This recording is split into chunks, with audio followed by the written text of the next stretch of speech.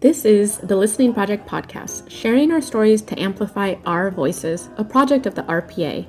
We are Richmond organizers who have listened to residents who are the most harmed by some of the biggest polluters in our rich city. These are our stories.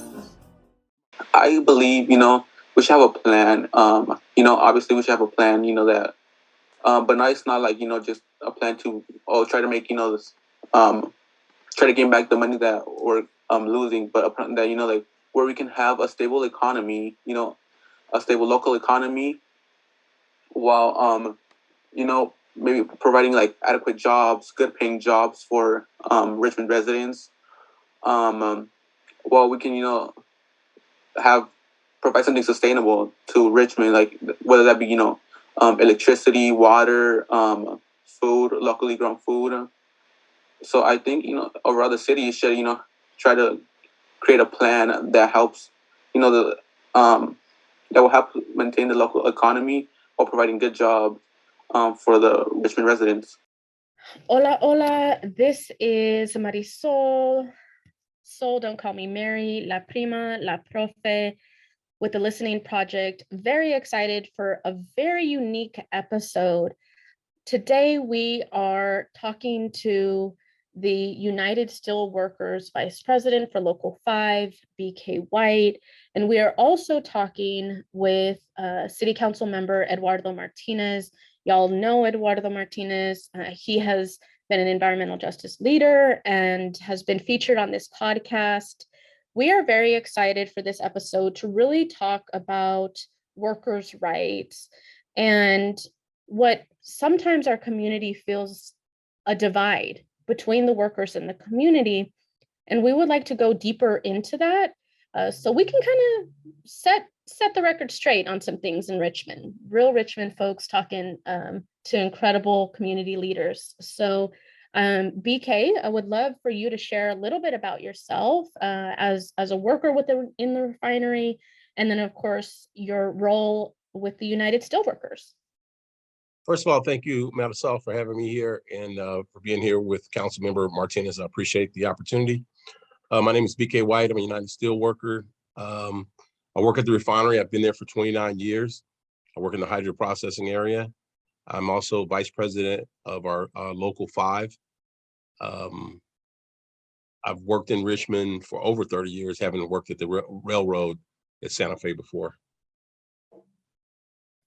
Thank you. And our listeners actually know all about the Santa Fe Railroad because in our very first episode, Lay of the Land, we talked about the history of that railroad and what it meant for us becoming a refinery town. Thank you so much, BK, for being here. And Eduardo, very excited to have you on this episode. Can you share a little bit more about yourself? We know that you are a teenager, or you are a teacher with in our elementary schools, and you were featured on our asthma club, where you were instrumental for creating a PE class outside of your usual class to help young people that had asthma. So I'm very excited to welcome you as an environmental justice leader and a city council member. Can you share a little bit about yourself and how you've been in relationship with workers? Thank you. I'm really happy to be here. I know that without workers, nothing gets done. So they're the most important part of our society.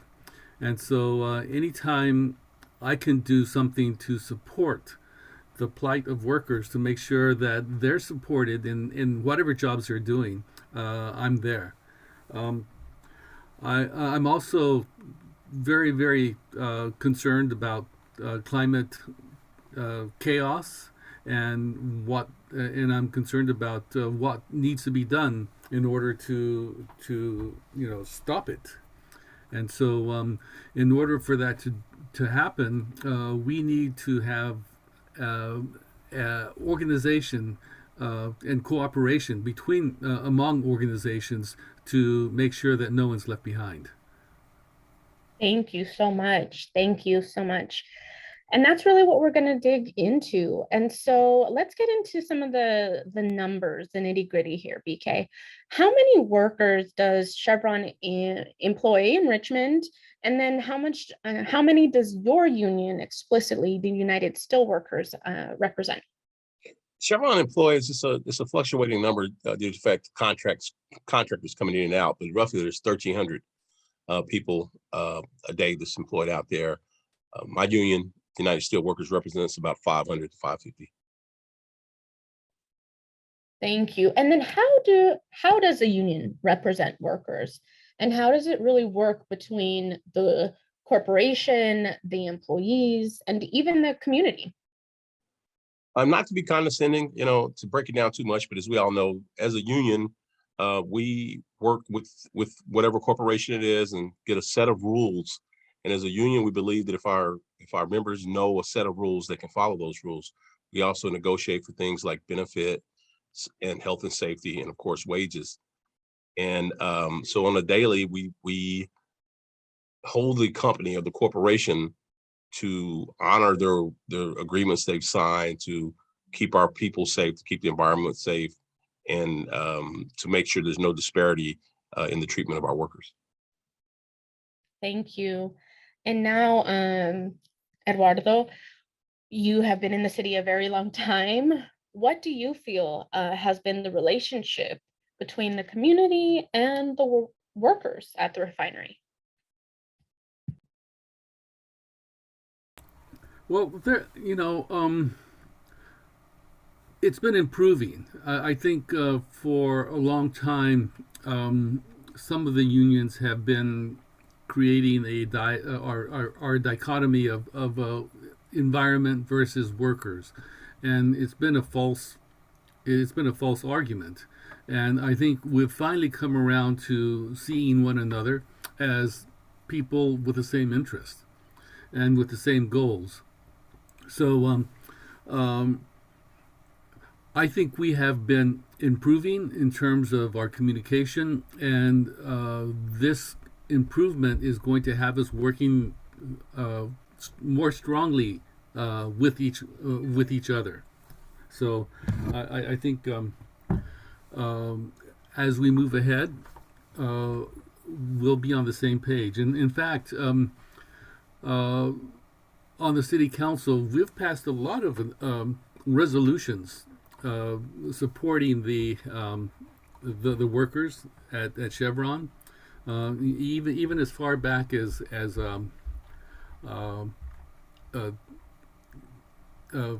February 17th, 2015, we passed a resolution supporting the workers' rights to do a stop, to encourage safe and orderly shutdowns for the event of stop work action. And so we continue to support workers in that way. Thank you. Really important to note that and the history around that. And now we talked to a lot of community members, and there has been such concern in regards to workers. And so, BK, this question is for you. We've been researching throughout this podcast the 2012 horrific explosion, and then, of course, most recently, a 2021 oil spill, which could have actually been prevented if Chevron had actually listened to their workers and their worker alerts regarding unsafe equipment, machinery, practices at Chevron, but they didn't listen. And I want to just better understand why. Historically, what has been the relationship between Chevron and its workers? Chevron's relationship with its workers is no different than Chevron's relationship with the community, with government agencies, with oversight agencies. It's hubris. It's hubris, and it's money that has never had to answer for its actions, and to pay off fines and keep doing the things that it wants to do. As United Steelworkers, coming from OCAW, we help found OSHA, and we teach our people PSM. We are very active in PSM, and we worked hard to get PSM in the law. So we educate our people. They know when they see something wrong, they bring it up to the refinery leadership, And a lot of times the dollar outweighs safety or the environment. Absolutely. And I think this actually comes into another question, a more recent development, actually, that is, we understand that the United Steelworkers contract ended January 31st, 2022.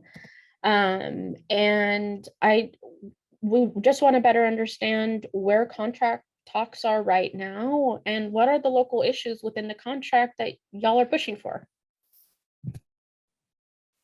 Yes, you're correct. The contract did end January 31st.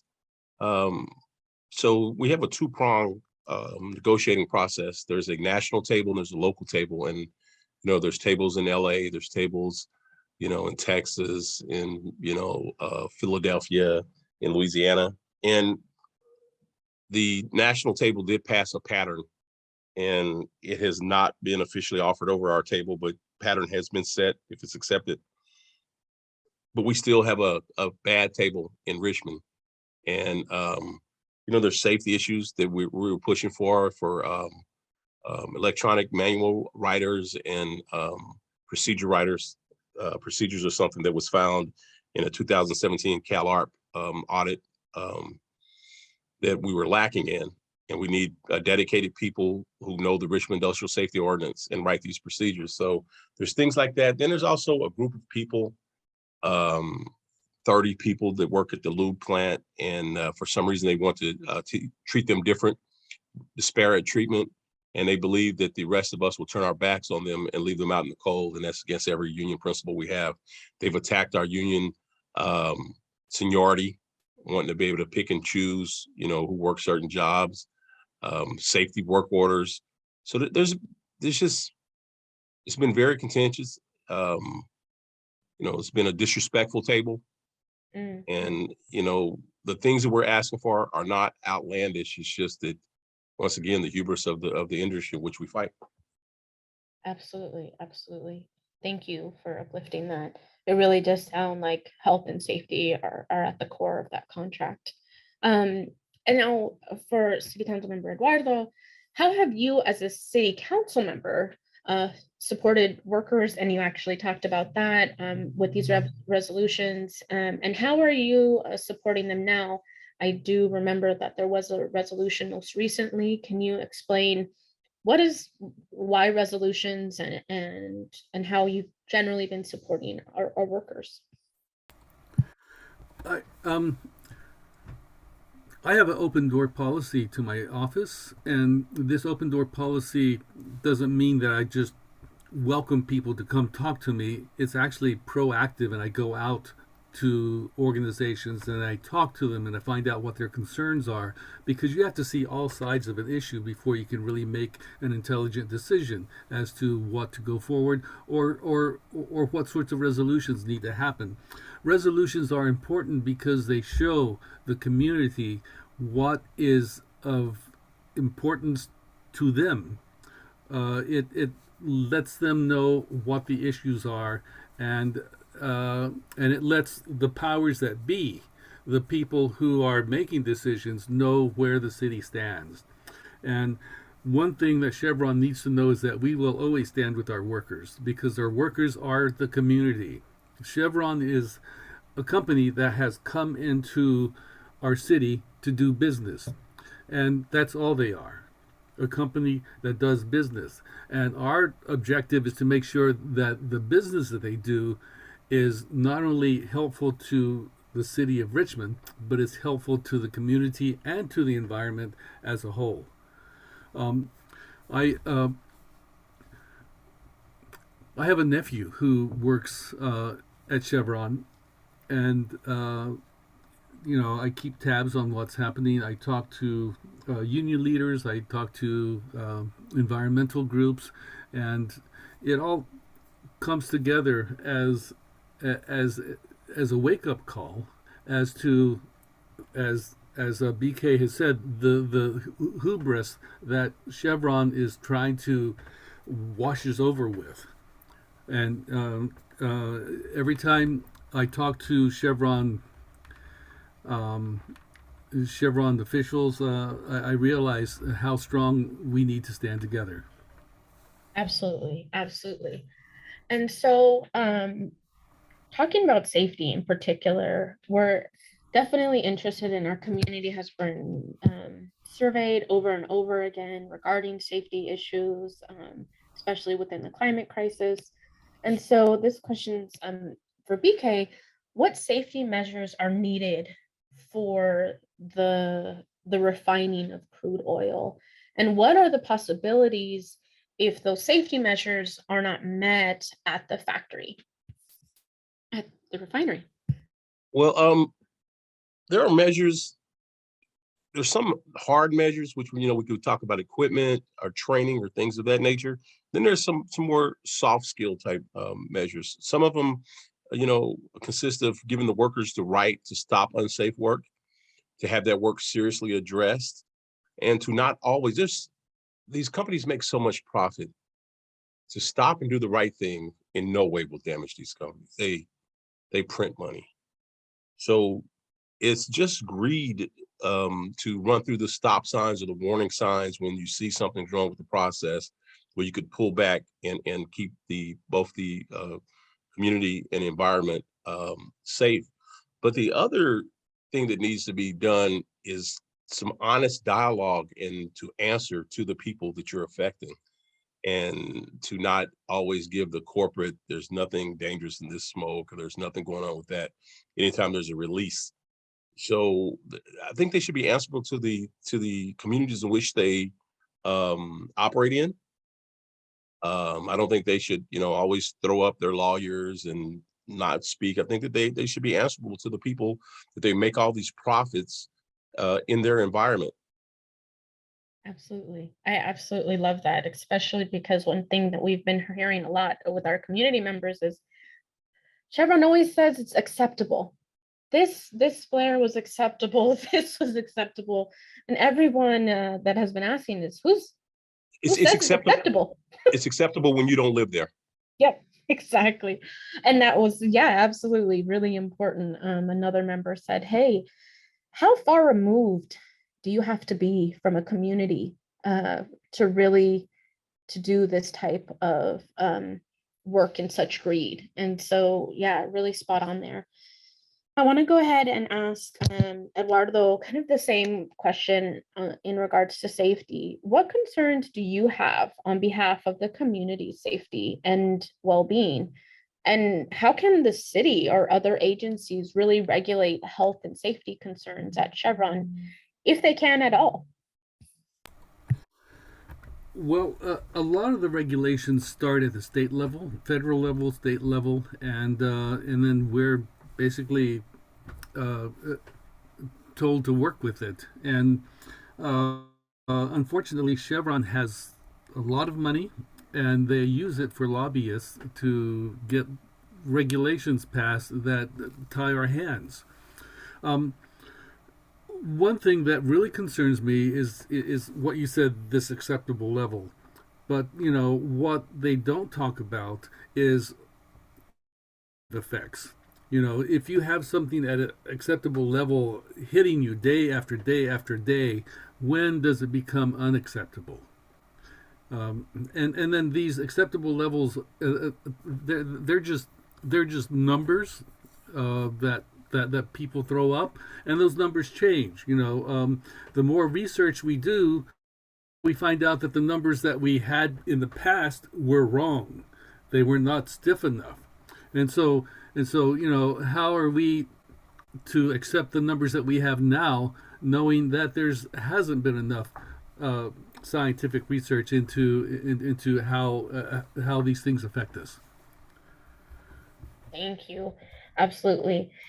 And this is really digging deeper at a concern that we've heard over and over again from our community, which is the relationship between Chevron and our community. We've been hearing it is quite contentious. Our community is very, very concerned about the climate crisis, around health impacts of living next to a refinery, etc.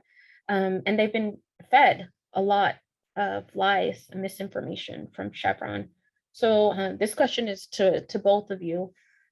What do you think Chevron's relationship with the community is? Well, I think Chevron has a good relationship with the tax collectors, but not with the community. And the community are the faces and the people that you see down on Pennsylvania Street or Rumrill, or down on McDonald or Easter Hill. Those are the people that I shop with, at Food Co. or wherever you may go. They don't have a relationship. The only thing they see is the results of incidents, fallout from smoke. And they have no reason to trust or have a relationship with Chevron, because the monies that are being paid in taxes, I don't see them making it down to the people who I think would benefit the most and the people affected the most by the refinery being there. Yeah, and I'd like to add that Chevron's relationship with the tax people actually isn't that good, because Chevron always wants to pay less taxes than they're asked to. So every 4 years, Chevron seems to want to contest their property taxes, saying that it's way too high.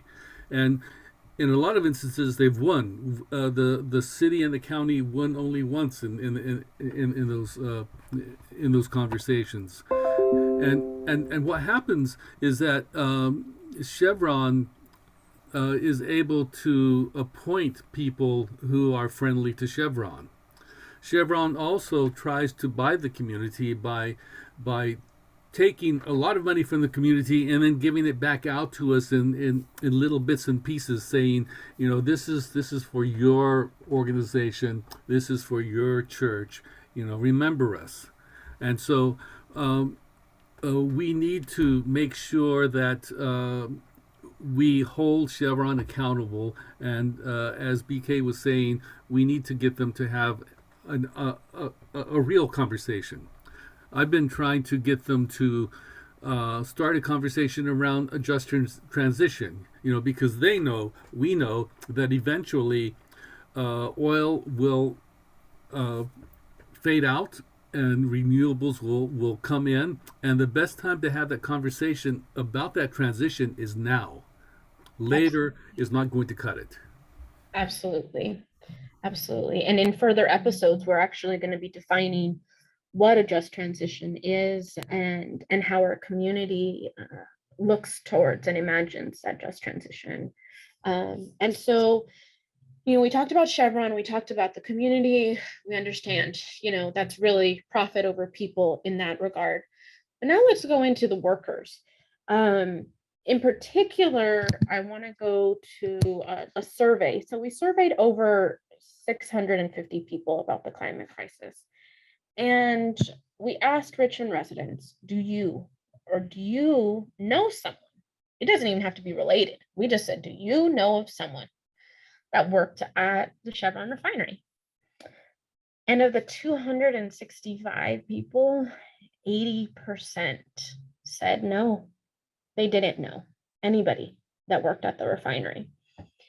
And I just want to see why. Why is that? And what can we do to build a better relationship with workers and communities, workers that are working at a refinery and communities that are living next to a refinery? I'll ask BK first, and then a similar question to Eduardo. When I hired in, my coworkers would come to work and they would say, Chevron's hiring. I live in Oakland, and I would check the Oakland Tribune and I checked the West County Times, and there was nothing of the hiring. And over time, I found that they were only hiring out in Vacaville and Fairfield, not to knock the people out there, but they weren't hiring out of the community. And it hit me that it should be overwhelmingly employment of people from the community of Richmond than outside. I'm from Oakland. I'm not from Richmond. So I should have less of a chance to work there than people from Richmond. But it was on purpose. For what reasons, I cannot tell you. It would only be speculation. It would be only conjecture. But it's a reality. And so 80% you know, I know there are people who do have families in Richmond and went to school in Richmond, but that percentage is so small. It's so small.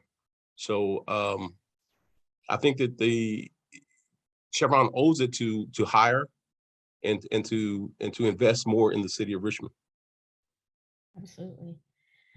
And Eduardo, similar question, you know, how does Chevron play a role in kind of pitting workers and residents against each other? And how do we change this?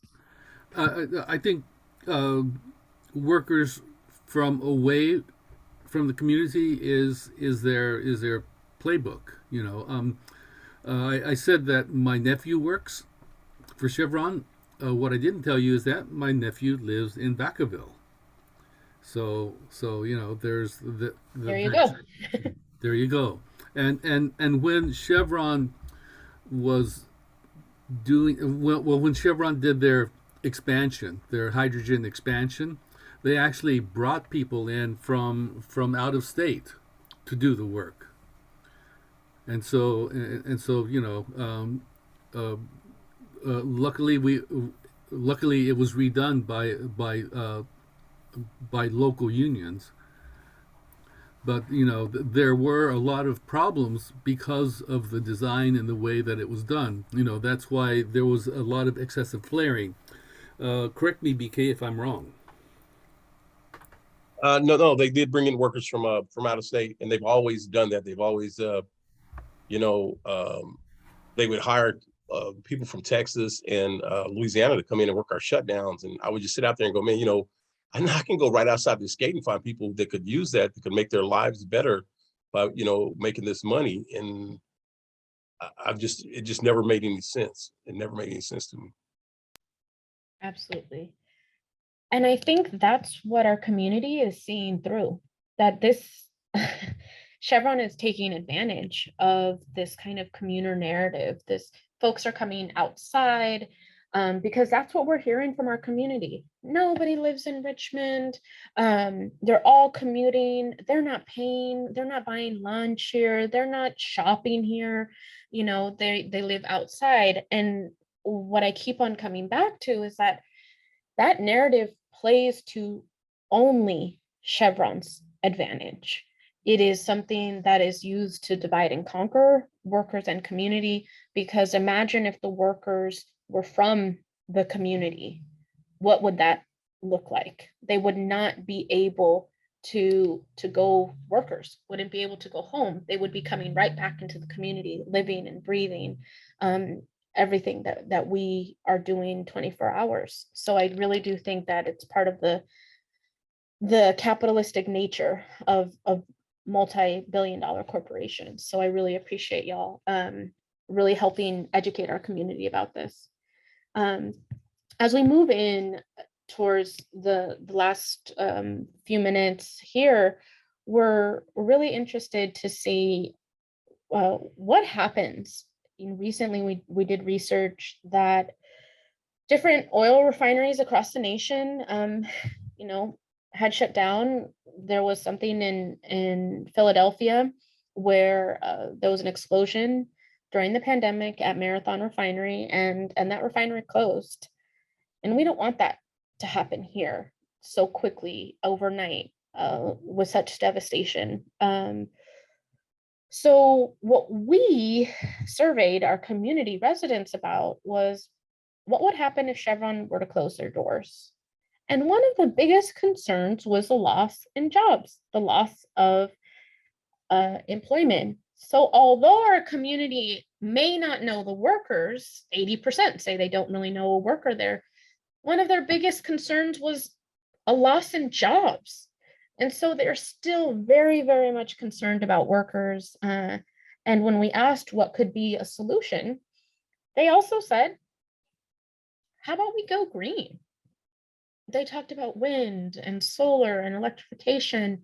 And so first to BK, how do you see workers, the community, and Chevron possibly moving towards a green economy? The environment and running responsibly is the most important thing that we can do. And moving toward green you'd have to have blinders on not to know that we are attempting. This is a big ship. It will take a while to get there. You know, people immediately look at electric cars and they think that's the answer. But, you know, jet fuel, you know, lubrication for any bearings you've got for machinery, there's a lot into it.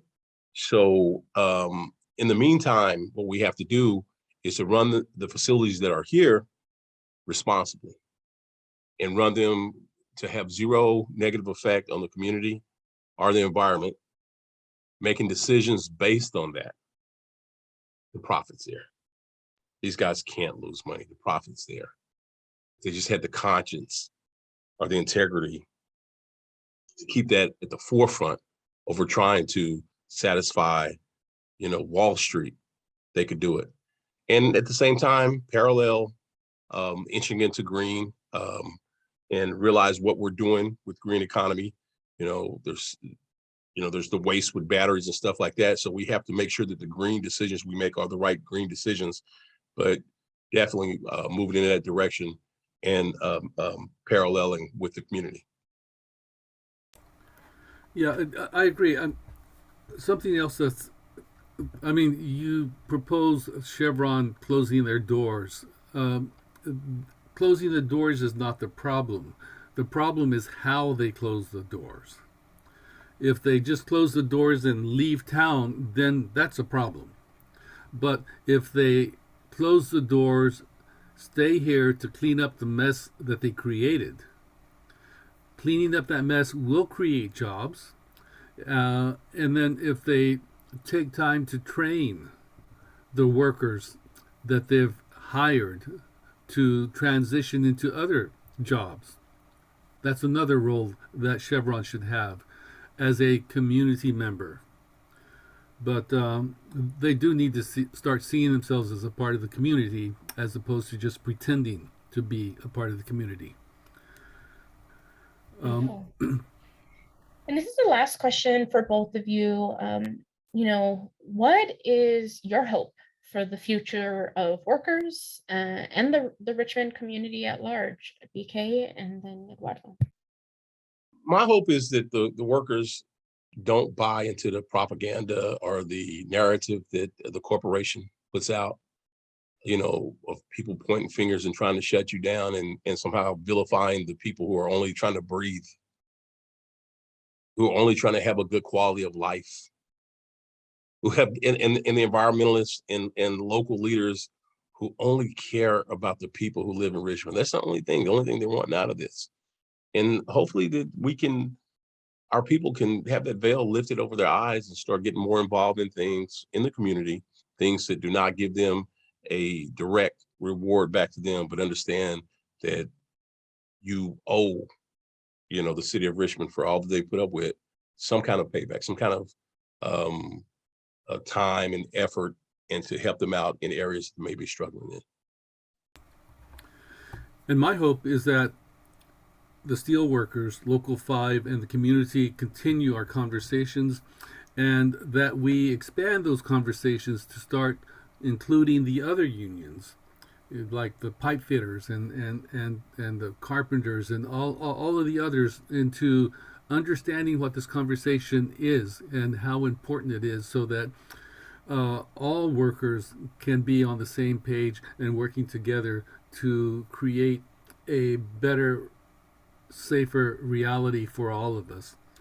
I also think that part of just transition is going to require a change in our mindset, the way how we see things, how we live our daily lives, and I think that's a conversation that we need to start now. Thank you so much. There is only one Chevron, and there are over 100,000 Richmond residents and workers in our city. And so with that, I want to thank again one more time BK White with the United Steelworkers Union Local 5 representing Richmond Chevron right here, and then our city council member Eduardo Martinez. And with that, we're going to go into our listen up message, and we will see you next week as we continue the Listening Project podcast. Thank Thank you. you for having me. Thank you, and I want to thank you for the fantastic work that you're doing, getting the word out and creating community. Thank you to our workers, to our community, and we are a union proud, union strong city. And now here is Roshi with our listen up message. Rich City, listen up. Well, definitely it should be retraining workers to green jobs. It should make a commitment to train workers for green jobs. The Richmond refinery workers that are Richmond residents, it should demand that Chevron pay for them to be trained to get green jobs. And two, it should restore the soil, restore the water that Chevron has polluted during its more than 100 years of being here, and make a commitment to people's health, to restore people's health. Love you, Richmond. Pride and purpose. And salute, man. Stay up. And I know I ain't the hottest, but I promise Rich City I got us. Believe me, I got you. You got me, I got you. You got me, I got you. Hey, Rich City, I'll never let you go. You don't know that I love you, Rich. You don't know that I love you, Rich. Rich City, baby. Thanks for tuning in to the Listening Project podcast. A special thanks to the Richmond Progressive Alliance for making this podcast possible. The RPA's goal is to take power back from corporations and put it into the hands of the people.